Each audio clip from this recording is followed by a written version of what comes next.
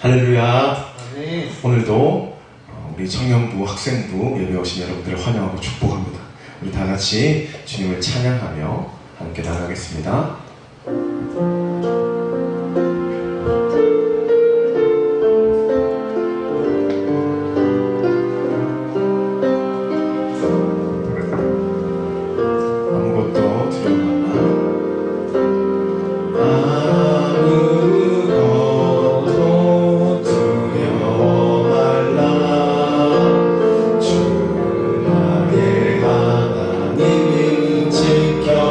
지켜주시네.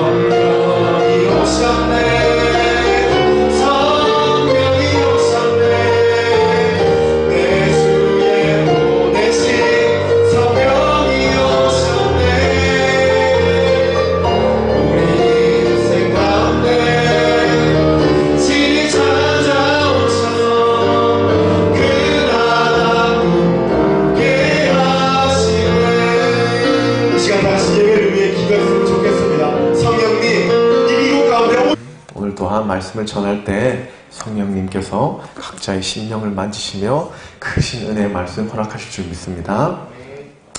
네, 말씀을 전하기 앞서 제가 어제 가장 저의 오래된 친구이자 제가 가장 오래 만났던 친구의 결혼식장에 갔다 왔습니다. 코로나 때문에 참 조심스러운 상황임에도 불구하고 정말 오래전부터 약속이 되었던 약속이라서 마스크를 꽁꽁 쓰고 새마을호를 타고 대구까지 열심히 내려갔습니다. 다행히 제가 탄 기차가 KTX가 아니라 새마을호여서 상대적으로 조금 느리기에 저는 바깥의 시야를 보면서 어떤 묵상을 하면서 갈 수 있었습니다. 제가 자연을 보며 또한 풍경을 보며 하나님께 질문하고 기도하는 것을 참 좋아하는데 어제 날씨도 너무나 좋고 또한 기차의 속도도 참 저에게 알맞아서 제가 그 바깥 풍경을 보면서 하나님과 참 묵상을 했었습니다. 그런데 제 시선을 이렇게 밖을 보면서 제가 하나님과 묵상한 가운데 제 시선이 자꾸 꽂히는 하나가 있었습니다. 영등포를 지나 서울역을 지나 영등포를 지나 수원을 지나 대전을 지나 갈 때마다 저에게 느껴졌던 건 이 땅에 하나님의 몸된 교회가 너무나 많더라고요. 서울 수도권이 아니어도 지방 어느 곳곳 어느 시골을 내려가도 하나님의 몸된 교회가 하나 둘씩 보이는 것을 깨닫게 되었습니다. 그래서 제가 하나님께 이렇게 했던 고백이 기억이 납니다. 하나님 감사합니다. 하나님 너무나 감사합니다. 참 어려운 가운데 있는 우리들 가운데 이 나라의 민족이 무너질 수 없는 것은 이 땅에 아직도 이렇게 하나님을 위해 기도하고 예배하는 주님의 처소가 많기 때문입니다. 하나님 너무나 감사합니다. 라고 하나님께 깊이 고백했었습니다. 아직도 이 땅에 어려움 참 많고 예배가 파여진 이곳에서 그 어느 시골 교회에도 그 어느 사람이 안 닿는 그곳에서도 하나님을 위해 깨어져 기도하는 분들이 있습니다. 우리는 끊임없이 하나님께 기도하며 우리는 끊임없이 문제 앞에서 하나님의 말씀하시는 바가 무엇인지 청중해야 할 것입니다. 한 목사님께서 제가 정말 잘 듣는 한 구국성의 목사님께서 나와서 설교 중에 이런 말씀을 하시더라고요. 오늘 코로나와 또한 우리 교회가 겪는 이 부정적인 악영향 뭐라고 생각하시느냐 묻더라고요. 성도들에게 질의응답 시간이었습니다. 성도들이 그 목사님을 이렇게 멀뚱멀뚱 쳐다보고 있는데 그 목사님께서 이렇게 얘기하셨습니다. 하나님께서는 이 문제를 통하여 분명한 알곡과 가라지를 나눌 것이다. 나는 그것이 명확한 하나님의 의도인 줄 믿는다. 그러면서 이 얘기를 하셨습니다. 알곡과 가라지를 나누기 위해서 가장 필요한 것이 키질이라고 해요. 시골에 사시는 분들은 이 키질에 대해서 아실 텐데 저는 당시 키질을 듣자마자 키질이 무엇이지라고 인터넷을 검색해봤습니다. 그러니 큰 족두리에 여러 곡식을 얹어놓고 알곡이 될 때까지 흔들어서 알맹이가 나올 때까지 하는 담금질을 키질이라고 하더라고요. 오늘 우리 모두 다 바르지 않는 신앙과 바르지 않는 죄된 모습을 갖고 있습니다. 그러나 하나님께서 코로나를 통하여 우리 그리스도인의 마음에 영적인 키질을 하고 계시다라고 목사님께서 말씀하시더라고요. 그리고 우리는 끝까지 그 키질을 견디고 견딜 때 끝내 알곡과 같은 하나님의 구원에 이르게 될 것이다. 많은 청중들을 향하여 그 목사님께서 그렇게 이야기하셨습니다. 오늘 우리들에게 있는 이런 어려움, 두려움, 또한 고난, 또한 레스코노부터 안 좋은 영향들까지 저는 이것이 분명한 하나님의 영적인 키질이라고 생각합니다. 그러나 우리가 이 키질 가운데 떨어져 나가는 순간 우리는 알곡이 아닌 아무짝에 쓸모없는 곡식에 불과합니다. 그러나 우리가 그 끝까지 그 키질을 견디고 견딜 때 분명한 귀한 곡식에 하나님의 구원에 이를 줄 믿습니다. 오늘 저는 아무것도 두려워하지 말아라 라는 제목으로 여러분들에게 말씀을 전하려고 합니다. 네, 김윤진 간사님이 불러서 참 많이 이슈가 됐던 찬양인데 저도 이 찬양을 들으면서 참 많은 스스로의 위로와 또한 묵상을 하곤 했었습니다. 이번 한 주 제가 말씀을 준비하면서 하나님께서 저에게 주셨던 마음이 있습니다. 그 마음은 그리스도인 안에 있는 두려움의 마음이었습니다. 우리 학생들은 어떤 대학을 가고자 할 때 참 많은 두려움을 겪습니다. 그리고 우리 그리스도인들, 또 우리 청년들은 어떤 직장에 가서 누군가와 관계를 하고 누군가를 만나 가정을 이루고, 또는 오늘날 이런 많은 어려움 가운데 있는 우리 소상공인들은 경제적인 두려움, 또 우리 믿는 그리스도인들은 많은 시선으로부터 오는 두려움들, 하나님을 믿는다라고 고백하면서 믿음으로부터 오는 어떤 핍박과 어려움들, 그 많은 두려움에 우리 그리스도인들이 사로잡혀 살아가고 있다. 하나님께서 이러한 묵상의 말씀을 저에게 주셨었습니다. 미국의 린다라는 심리학자가 저술한 책이 있습니다. 저도 이 책을 보면서 정말 많은 두려움에 대해서 살펴보게 됐습니다. 그 책에서 우리 인간의 두려움을 이렇게 표현합니다. 모든 인간은 두려움의 5가지 요소를 갖고 있다고 합니다. 그런데 이 모든 5가지의 요소는 다 다른 색깔을 띠는데, 모두 다 이 5가지 요소를 다 갖고 있는 것이 아니라 개인마다 다 다른 요소의 두려움을 갖고 있다고 합니다. 누군가는 말 못하는 두려움, 누군가는 관계의 두려움, 누군가는 앞으로 닥치지 않을 것에 대한 두려움, 누군가는 버려질 것에 대한 두려움.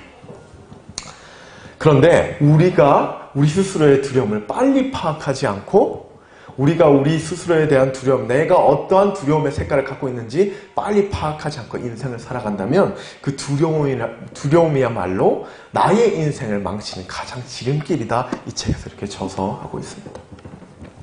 오늘 읽은 우리들의 그 말씀에서도 예수님과 함께 사역을 시작하였던 제자들도 두려운 마음이, 믿는 자로서 두려운 마음이 너무나 가득했습니다. 예수님께서는 12제자들을 세우시고 그들을 사도로 부르셨습니다. 그리고 이스라엘 각처에 이제 그들을 보내실 준비를 합니다. 그리고 예수님께서 제자들에게 이렇게 말씀하십니다. 나를 전하거든 분명한 어려움과 박해와 핍박이 있을 거야. 그러니까 너희들 마음의 준비해. 너희들은 내가 부른 12사도들과 제자들인데 이제 내 이름으로 받는 어떠한 고난을 감사함으로 여겨라. 그러면서 그들을 파송하십니다. 우리 다 같이 24절, 25절의 말씀을 다시 한번 읽어볼까요?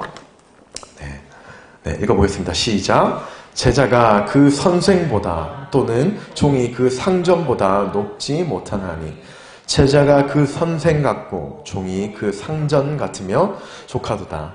집주인을 바알세불이라 하였거든 하물며 그 집 사람들이라. 이것을 개역 한글로 보면 말씀의 서두나 어떤 문장으로 참 이해하기가 힘든데, 제가 이것을 조금 쉬운 메시지 성경으로 읽어드리도록 하겠습니다. 학생이 선생보다 더 나은 책상을 줄 수 없고, 사원이 사장보다 돈을 더 벌지 못한다. 너희는 내 학생이요 내 주수할 일꾼이니 나와 똑같은 대접을 받거든 아예 만족하여라. 그들은 나를 바알세불이라 여긴다. 라고 메시지 성경에서 이야기하고 있습니다. 이 말뜻은 예수님께서는 우리의 선생이고 우리는 그의 제자입니다. 또한 예수님은 우리의 주인이시고 우리는 그의 종일 뿐인 것입니다. 그런데 믿지 않는 많은 사람들이 나를 바알세불, 미신으로 여기는데 너희들이 나보다 못한 자이기에 때로는 나는 바알세불이라는 칭함을 받지만 나보다 더한 고난도 너희들은 받게 될 것이야. 왜냐하면 너희들은 학생이자 나보다 낮은 자이자 나보다 부족한 자이기 때문이야. 그렇기 때문에 너희들이 혹여나 내 이름을 전할 때 나와 같이 바알세불이라는 정도의 어떤 대우를 받더라도 너희들은 감사해라, 기뻐해라. 예수님 말씀 너무나 무서운 말씀이죠. 예수님의 이름으로 목숨을 다하여 전하려고 하는 그 제자들에게 이렇게 말씀하신 거예요. 너희는 나보다 부족한 자들이니 나는 큰 자에게 이 정도의 고난을 받았다. 그러니 너는 나보다 부족하게 더 많이 받을 거야. 하물며 같은 고난을 받거든 너희들 기뻐해. 그래서 바알세불은 어떤 미신을 뜻하는 것이 아니라 원문에서 보면 오물, 더러운 미신을 뜻하는 거예요. 그러니까 당시 종교 지도자들이나 많은 유대인들이 예수님을 그렇게 여겼던 거죠. 저 사람은 메시아가 아니라 하나의 신이 아니라 어떤 부정한 것, 어떤 이단들, 우리가 오늘날 얘기하는 신천지. 근데 예수님께서 제자들에게 너희들은 그보다 더 못한 대우를 받을 것이다. 이 말을 듣는 제자들의 마음 가운데 얼마나 큰 두려움이 있었겠습니까? 이 말을 예수님께서 이 말을 전했을 때 그 제자들의 마음에 암만 신앙이 많고 하나님께 삶을 드린 자라 할지라도 예수님보다 더 큰 고난을 받는데 그들 마음 가운데 얼마나 큰 두려움이 있었을까요? 그런데 예수님께서 그들을 향하여 3개의 똑같은 문장으로 말씀하세요. 그 말씀이 바로 오늘 우리의 제목입니다. 두려워하지 말아라. 두려워하지 말아라. 두려워하지 말아라. 성경에서 같은 문장의 어조를 계속 반복하는 것은 강조의 의미를 뜻합니다. 그들의 그 두려운 마음을 주님께서 이미 아시고 그들에게 너희들 두려워하지 마. 두려워하지 마. 두려워하지 마. 라고 말씀하고 계십니다.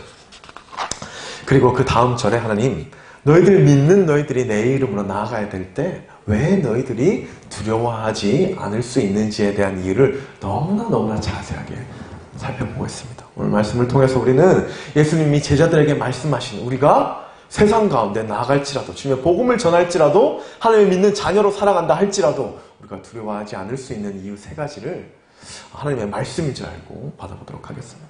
첫 번째, 예수님께서 말씀하시는 메시지는 첫 번째 예수님께서 믿는 우리들이 두려워하지 않고 넉넉하게 세상 가운데 나갈 수 있어야 하는 그 이유는 바로 세상을 두려워하지 말고 하나님을 두려워하라는 말씀을 하셨습니다. 제가 28절의 말씀을 3번역으로 읽어드리도록 하겠습니다. 여러분들의 성경은 눈으로 보시면 됩니다. 몸은 죽일지라도 영혼은 죽이지 못하는 자를 두려워하지 말고 영혼도 몸도 둘 다 지옥에 던져서 멸망시킬 수 있는 그분만을 두려워하라. 그분이 누구예요? 바로 우리의 하나님입니다. 예수님께서는 사람이나 세상을 두려워하지 말고 우리의 영과 육의 통치자 되시는 하나님만을 두려워할 것을 제자들에게 명확하게 얘기하고 있어요. 이들이 나가서 어떤 육적인 어려움을 당할지라도 그 육적인 어려움은 육으로 끝난다. 그러나 우리의 영과 육의 통치자 되신 그 하나님만을 우리는 두려워해야 될 것이야. 그렇게 말씀하고 계십니다. 오늘날 그리스도인들로서 바르지 않는 인식으로 참 많이 안 좋은 영향을 끼칩니다. 어떤 매스컴이나 또는 인터넷을 통해서 잘못된 거죠. 잘못된 오인으로 선한 일을 하고 바른 일을 하는 정말 많은 교회들이 있음에도 불구하고 어떤 안 좋은 인식 때문에 우리가 정말 많은 질타를 받고 있습니다. 그러나 하나님을 믿고 따르는 오늘 우리들은 오늘 이 예수님의 말씀을 기억하셨으면 좋겠습니다. 직장이나 학교 또는 어떠한 공동체에서 예수님을 따르는 우리들 누군가가 오늘 제자들과 같이 욕되게 한다면 우리가 직장을 다니다가 하나님을 믿는 그 이유 하나만으로 우리를 어떤 육적인 말로 상처를 주거든 저는 이 말씀을 기억하시면서 바른 중심의 경광을 지키는 여러분 되셨으면 좋겠습니다. 여러분 그들이 얘기하는 것은 그 육적으로 끝나는 것이에요. 그들은 영적인 사후의 하나님의 구원의 그 세계를 믿지 못하는 자들입니다. 우리의 영과 육의 통치자는 하나님이시기 때문에 우리는 그들의 언어와 말투, 세상의 어떤 매스컴, 세상의 어떤 말하는 그런 잘못된 날조에 우리 마음이 흔들려서는 안 될 것입니다. 우리는 오직 하나님만을 두려워하며 살아가는 저와 여러분 되셔야 될 것입니다. 오늘 이와 같이 하나님을 정말로 신앙생활하는 중에 두려워 떨었던 자가 있습니다. 그의 이름은 우리가 많이 알지만 많이 언급했지만 바로 다윗이에요. 다윗은 시편의 말씀을 통해서 이러한 고백을 하였습니다. 온 땅이여 여호와를 두려워하여라. 또는 주 여호와를 경외함으로 섬기고 떨며 즐거워할지어다 라고 고백합니다. 그리고 그는 절대 어떠한 어려움의 순간에도 자신을 공격하는 적군들을 향해 두려워 떨었다 고백하지 않습니다. 그는 오히려 기뻐할 때도 하나님을 두려워 떨며 그는 오직 하나님을 예배할 때도 그 주님을 두려워하였다. 온 땅아 우리 주님만을 두려워하여라 우리들에게 고백하고 있습니다. 시편 3절 6절의 말씀에 그는 이렇게 고백합니다. 천만인이 나를 둘러치려 하여도 나는 두려워 아니하리이다. 그에게 사람을 향한 두려움을 가지지 않을 수 있었던 그 이유는 그는 진정으로 두려워할 대상이 하나님인 것을 마음에 깨닫고 온전히 그 하나님만을 경외하며 살았기 때문입니다. 그렇기 때문에 그는 그의 삶 가운데 어떤 어려움 가운데서도 사람을 향한 그 어떤 두려움의 고백도 하지 않을 수 있었던 것입니다. 저 또한 다윗과 같은 이러한 삶의 고백을 통하여 제 마음에 참 많은 담대함을 느꼈습니다. 사람들과 관계할 때 또한 제가 하나님의 이름으로 누군가의 복음을 전할 때 저는 항상 하나님을 경외하는 마음으로 이러한 기도를 드립니다. 또한 누군가와 하나님의 교제를 하거나 상담을 받을 때 제가 항상 그 상담에 나가기 전에 성전에 앉아서 하나님께 이렇게 고백합니다. 하나님, 제가 오늘 저 사람한테 가서 하나님을 전하거나 하나님 오늘 제가 저 사람한테 가서 하나님의 마음을 나눌 텐데요. 하나님, 제가 사람을 두려워하지 않고 떨지 않을 수 있는 것은 사람보다 위대하신 하나님이 나와 함께 하시기 때문입니다. 우리는 삶에 이러한 담대함을 가지고 누군가를 대해야 할 것입니다. 우리는 삶의 어떠한 목소리 가운데 사람들의 어떠한 소리들 가운데 이러한 마음으로 그들의 마음, 그들의 공격과 그들의 어떤 어려움을 이겨내야 될 것입니다. 아까 예수님의 고백처럼 저희들에게 하셨던 그 고백처럼 여러분 사람이 줄 수 있는 상처는 오직 육의 것인 것입니다. 그러나 그 육의 것 너머에 있는 영의 것의 통치자가 바로 그 하나님이기 때문에 우리는 사람을 두려워하지 말고 누군가의 관계 가운데 또한 오늘 우리들에게 들리는 많은 어려움 가운데 담대함으로 나가시길 바랍니다.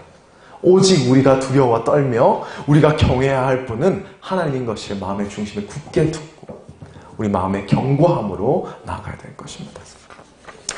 두 번째, 예수님께서 우리들에게 두려워하지 말라고 고백하셨던 이유는 바로 세상의 모든 주권은 하나님께 있기 때문이다 라고 제가 적었습니다. 예수님께서는 이 이유에 대해서 비유의 말씀을 아주 재밌게 말씀하세요. 세상의 모든 주권은 하나님께 있다라는 이 단어를 말씀하실 때 예수님께서는 참새에 대한 비유를 말씀하시며 정말 재밌게 말씀하십니다. 29절의 말씀을 제가 읽겠습니다. 참새 두 마리가 한 아사리온에 팔리지 않느냐? 그러나 너희 아버지께서 허락하지 아니하시면 그 하나도 땅에 떨어지지 아니하리라 고백하고 계십니다. 당시에 참새는 무슨 소리죠? 당시 참새는 그들이 사고 팔고 교환할 수 있는 물건 중에 가장 하찮은 것이에요. 그러니까 가장 값어치가 없는 동물, 제사로서 쓸 수도 없는 그 동물이 바로 참새였어요. 그런데 예수님께서 굳이 참새를 오늘날 우리들에게 비유로 말씀하신 것은 이 세상에 가장 하찮은 것이라 할지라도 예수님의 통치 없이는 우리에게 소유될 수 없음을 말씀하고 계신 것입니다. 이것은 참새 어떤 경제적인 것들을 말하려고 하시는 것이 아니라 하나님의 주권적인 통치를 우리들에게 말씀하고자 하시는 예수님의 말씀입니다. 저는 이 말씀을 읽으면서 정말 많은 위로가 됐습니다. 우리가 찾는, 우리가 갖는 어떤 문제까지도 하나님께서 그 문제의 주권자 되심을 예수님께서 말씀하시는 것 같아요. 우리의 갖고 있는 이 문제의 어려움까지도 주인이 바로 나다라고 말씀하시는 것만 같습니다. 여러분, 우리가 따르고 믿는 그 하나님이 이 세상의 통치자 되심을 믿으시기 바랍니다. 우리가 따르고 우리가 전적으로 예배하는 그 하나님만이 전인격적인 이 세상의 통치자 되심을 우리 신뢰하며 나아가야 될 것입니다. 지금 각자에게 주어진 어떤 두려운 마음이 있다면 이 하나님의 주권을 인정하며 이겨내시기 바랍니다. 내가 한 걸음도 가지 못하는 어떤 어려움과 두려움, 또한 말 못할 고민이 있거나 그런 문제가 있을 때 그리스도인들에게 가져야 될 중심 주제는 바로 그럼에도 불구하고 이 문제의 주인은 하나님이셔. 내가 갖는 이 어려움 그 너머에 하나님께서 역사하시니 나는 두려워할 수 없다. 저는 이러한 확신을 갖고 신앙생활을 하는 것이 참된 그리스도인의 자세라는 생각이 듭니다. 저는 어렸을 때 경상도 창원이라는 곳에서 학교를 다녔습니다. 제가 이 예화를 옛날에 우리 학생 예배 때 한번 한 적이 있는데 제가 학교를 가게 되려면 7차선인 엄청 큰 도로를 다녔어야 됐어요. 초등학생 때였는데 아직도 그때 그 두려움과 걱정, 제가 이 말씀을 준비하면서 그때 그 두려움이 다시 한번 저에게 임하더라고요. 물론 지금은 어디 가서 이렇게 두려워할 사람은 아니지만 그때는 정말 많이 두려웠습니다. 그 이유가 제가 학교를 가려면 7차선을 건너야 되는데 한 가지 빨리 갈 수 있는 방법이 있었습니다. 그것은 지하차도를 이용해서 그 학교를 직행하는 방법이었습니다. 그런데 그 지하차도에는 왜 이렇게 불량 청소년들이 많은지 그 초등학교인 저에게도 당시 이상한 어떤 장난감으로 막 괴롭히거나 막 때리거나 했던 기억이 납니다. 제가 한번 그때 형 누나들에게 혼이 나고 시간이 많이 걸리지만 그 7차선을 크게 우회해서 학교를 등교했던 기억이 납니다. 그래서 너무나 힘들었습니다. 조금 더 잘 수 있고 조금 덜 일찍 나갈 수 있음에도 불구하고 그 먼 학교를 크게 우회해야 하기 때문에 항상 빨리 학교를 나갔던 기억이 납니다. 그런데 제가 너무 속상해서 정확하게 아버지인지 할머니인지 기억이 나지 않아요. 그런데 할머니 집이 가까웠기 때문에 할머니로 하겠어요. 할머니에게 제가 이렇게 얘기했었어요. 할머니, 학교 등교 좀 같이 합시다. 합시다라고 하지 않았겠죠? 해주세요 라고 했을 겁니다. 제가 감히 할머니한테 합시다 라고는 하지 않았을 거예요. 할머니에게 할머니 학교 등교 좀 같이 해주세요. 제가 그 굴다리를 밑에 지하차도를 건너가고 싶은데 너무 무서워서 못 가겠어요. 그래서 할머니가 할머니인지 아버지인지 하여튼 제 손을 잡고 당당하게 거기를 걸어가더라고요. 그래서 저는 너무 기쁜 마음에 저 또한 어떤 담대한 마음을 가지고 할머니의 손을 붙잡고 그 길을 이렇게 건너갔던 기억이 납니다. 오늘 그 어린 한 아이에게 주었던 그 담대함의 이유는 무엇이었을까요? 제가 묵상을 하면서 할머니라는 신뢰자가 강한, 내가 그 많은 학생들보다 두려움을 겪었던 그 두려움보다 더 뛰어난 우리 할머니가 나와 함께하기에 저에게 참 많은 담대함의 마음이 있었던 것 같습니다. 저는 이것이 우리 그리스도인들 가운데도 동일한 마음으로 작용돼야 된다고 생각합니다. 여러분, 우리가 갖고 있는 그 문제와 어려움, 또한 지금 마음에 갖고 있는 그 두려움, 그보다 이 세상의 통치자 되신 그 하나님이 우리의 아버지 되십니다. 그렇게 우리는 그 굴다리를 하나님의 손을 붙잡고 두려워하지 않으며 넉넉히 건널 수 있는 것입니다. 오늘 예수님께서 이 세상의 가장 천한 참새마저도 하나님의 통치 아래에 있다고 말씀하셨습니다. 여러분, 세상의 주인 되신 그 하나님이 우리의 아버지세요. 모든 만유의 문제의 주인 되신 그 주님이 우리의 아버지십니다. 그렇기 때문에 세상이 우리를 믿는 우리들에게 뭐라고 할지라도, 세상이 믿는 우리들을 오해하며 우리들을 핍박하거나 손가락질 할지라도, 때로는 삶에서 공동체에 속해 있는 우리가 믿는 자로서 어떤 가십을 들을지라도 우리는 두려워하지 말아야 될 것입니다. 우리는 마음 가운데 담대함이 있어야 될 것입니다. 그 이유는 하나님께서 우리와 함께 하시기 때문이에요. 그 통치자 되시는 그 주님이 오늘도 우리와 동행하여 걷기 때문입니다. 저는 이러한 중심을 가진 여러분 되셨으면 좋겠습니다. 우리 마지막으로 우리가 두려워하지 않을 수 있는 것은 하나님께서 우리의 머리털까지 다 세신 바 되었기 때문입니다. 30절의 말씀입니다. 제가 읽겠습니다. 너희에게는 머리털까지 다 세신 바 되었나니. 이 말씀을 메시지 성경에서는 이렇게 표현해요. 예수님이 머리카락을 세신 것은 물론이고 하나님께서는 우리의 작은 한 올의 머리카락까지도 다 세실 수 있는 분이시며 우리에게 정성을 쏟으시며 세세한 것까지 일일이 돌아보시는 분이시는 것을 메시지 성경에서는 이야기하고 있는 것입니다. 그러니까 오늘 예수님의 이 말씀은 어떤 우리의 머리카락을 센다는 거에 중점을 두는 게 아니라 우리 하나님께서는 그만큼 물론 예수님께서는 우리의 작은 머리카락까지 다 세실 수 있는 그런 분이심에도 불구하고 여기서 예수님께서 저희들에게 말씀하고자 하는 목적은 우리 하나님은 우리의 세세한 것까지도 다 보시고 우리의 작은 것들까지도 하나님께서 다 일일이 지켜보는 그런 분이셔. 너의 작은 처지, 너의 어려움, 너의 그 두려운 마음까지 이미 다 아시는 분이 그분이 바로 우리의 하나님이야 예수님께서 말씀하고 계신 것입니다. 여러분, 세상의 통치자 되시는 그 하나님께서 우리의 작은 일까지도 다 돌아보고 계십니다. 세세하게 우리의 삶의 순간순간마다 하나님께서 다 지켜보고 계세요. 때문에 우리는 당연히 어떤 두려움 가운데 마땅히 넉넉히 자유할 수 있는 것이에요. 때로는 우리가 어려운 가운데 있을 때 하나님께서 침묵하시는 것 같지만 사실 그 순간에도 하나님의 크신 눈동자로 우리를 주목하고 계십니다. 제가 참 좋아하는 말씀이에요. 다윗이 외부로부터 위협을 받을 때 하나님께 드렸던 간절함의 기도입니다. 시편 17편의 말씀인데 그는 하나님께 이렇게 기도합니다.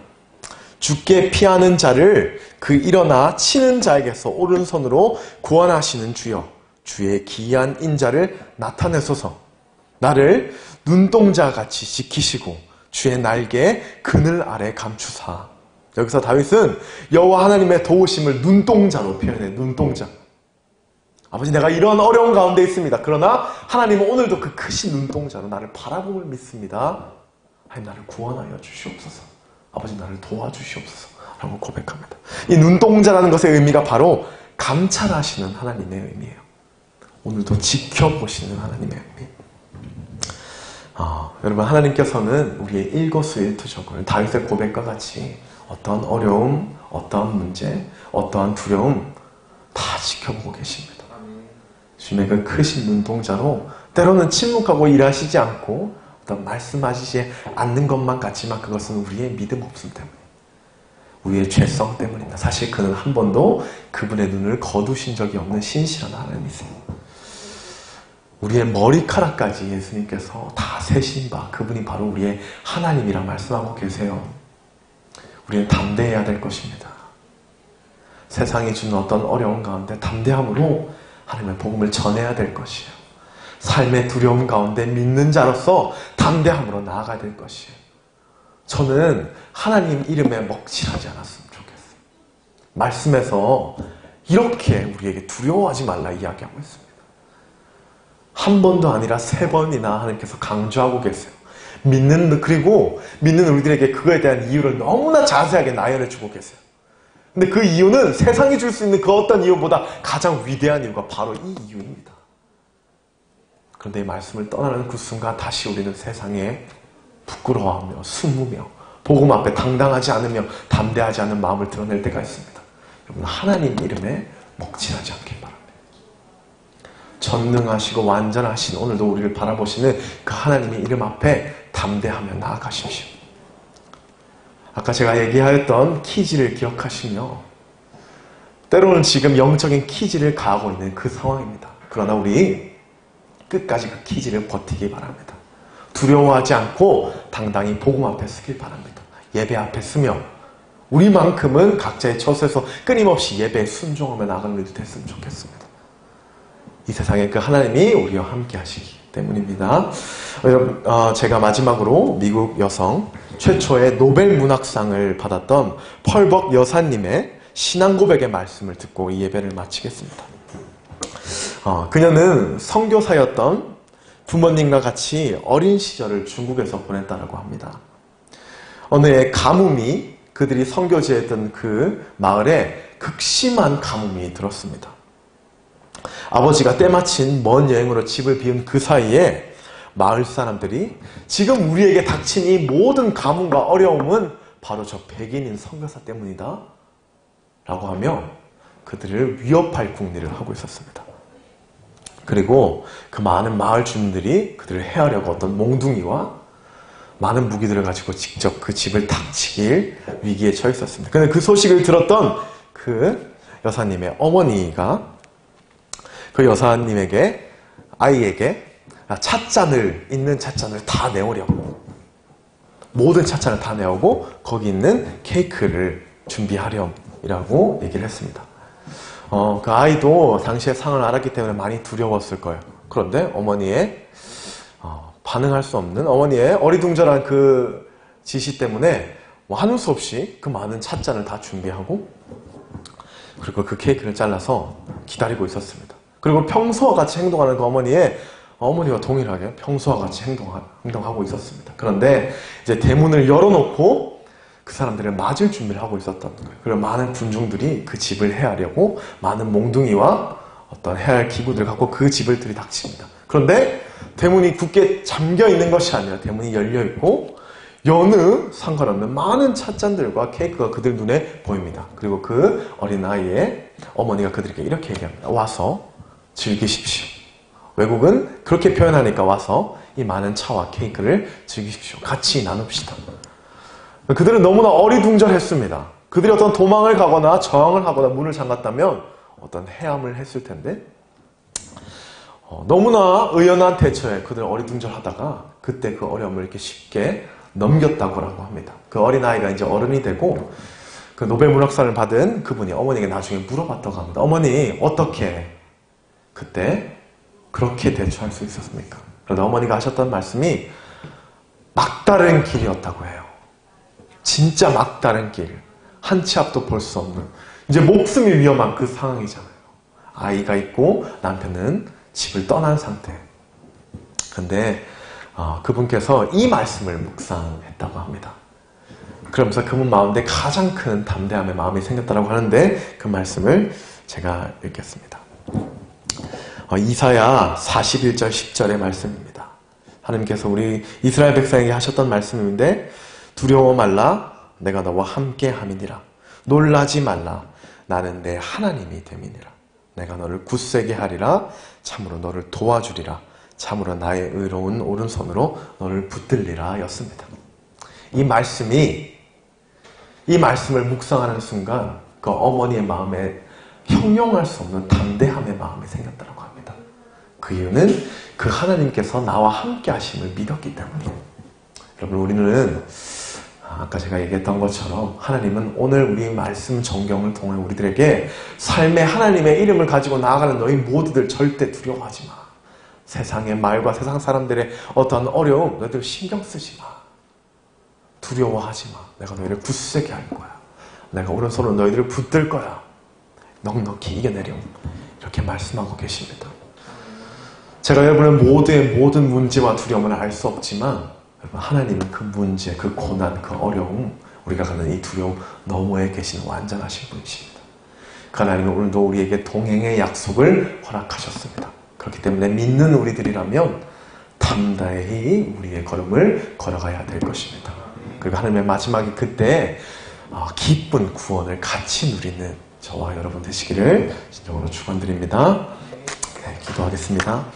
하나님 아버지, 오늘 말씀을 통하여 두려워하지 말아야 될 것에 대해서 말씀하셨습니다.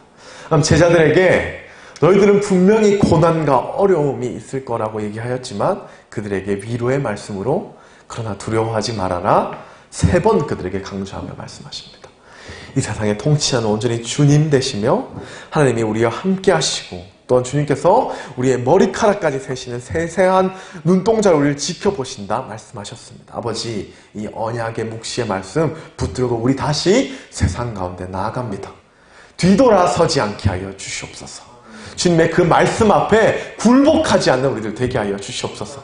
담대히 믿는 자로서 우리의 중심을 드리며 믿는 자로서 구별된 모습으로 끝까지 이 가운데 예배하는 우리들 되게 하여 주시옵소서.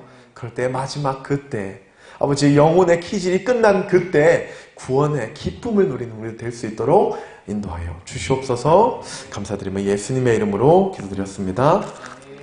네, 우리 다 같이 주기도문으로 예배를 마치겠습니다. 하늘에